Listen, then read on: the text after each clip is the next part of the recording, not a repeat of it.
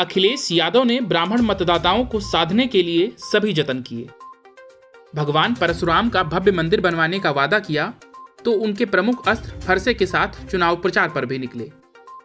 इसके साथ ही कई ब्राह्मण संगठनों से भी मिले, लेकिन इन सब के बाद भी अपनी तुष्टीकरण की नीति नहीं छोड़ पाए और इसका असर यह हुआ कि उनका ब्राह्मण वोटरों को अपने पाले में लाने का पूरा प्लान ही चौपट हो गया। और अब हालत यह है कि समाजवादी पार्टी के कद्दावर नेता और पार्टी के बड़े ब्राह्मण चेहरे में से एक शारदा प्रताप शुक्ला ने भाजपा ज्वाइन कर ली है। शारदा प्रताप शुक्ला की अहमियत का अंदाजा इससे लगा लीजिए कि वो लखनऊ की सबसे हाई प्रोफाइल सीटों में से एक सरोजनी नगर से 4 बार के विधायक रहे हैं और समाजवादी पार्टी के संस्थापक सदस्यों में से एक हैं। जनता उन्हें असली समाजवादी नेता कहती है।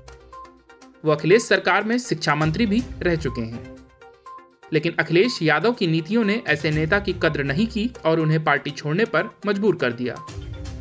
लखनऊ की सभी सीटों पर समाजवादी पार्टी की टिकटें किस आधार पर बटी हैं, ये बात तो खुद समाजवादी पार्टी के कार्यकर्ता ही नहीं समझ पा रहे हैं। दरअसल पिछले विधानसभा चुनाव में भी शारदा प्रताप शुक्ला सिटिंग विधायक थे, पर अखिलेश यादव ने उनकी टिकट काटकर अपने अजीज अनुराग यादव को दे दी और अनुराग यादव बुरी तरह हार कर घर वापस चले गए।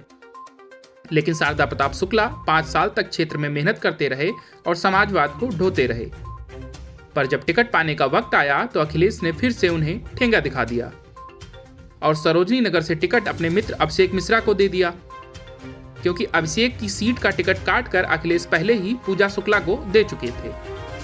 और इधर अभिषेक मिश्रा ने यह साफ कह दिया था कि अगर उन्हें टिकट नहीं मिली तो वो भाजपा में चले जाएंगे। इसलिए अभिषेक को सेटल करने के लिए उन्होंने शारदा प्रताप शुक्ला जैसे नेता को ही निपटा दिया। शिवपाल यादव और मुलायम सिंह यादव के बेहद करीबी माने जाने वाले शारदा प्रताप शुक्ला आखिर कब तक अपमान का घूंट झेलते रहते।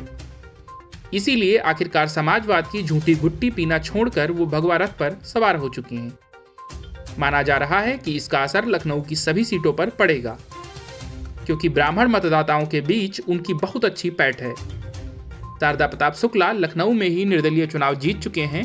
उनके भाजपा में आने से सरोजनी नगर सीट तो भाजपा के खाते में आएगी ही, साथ ही आसपास की सभी सीटों पर पार्टी की दावेदारी और मजबूत हो जाएगी। इस तरह अखिलेश यादव खुद ही अपनी पार्टी को निपटाने में लगे हुए हैं और शायद जल्द ही उनका यह ख्वाब पूरा हो जाए। Bureau news of India.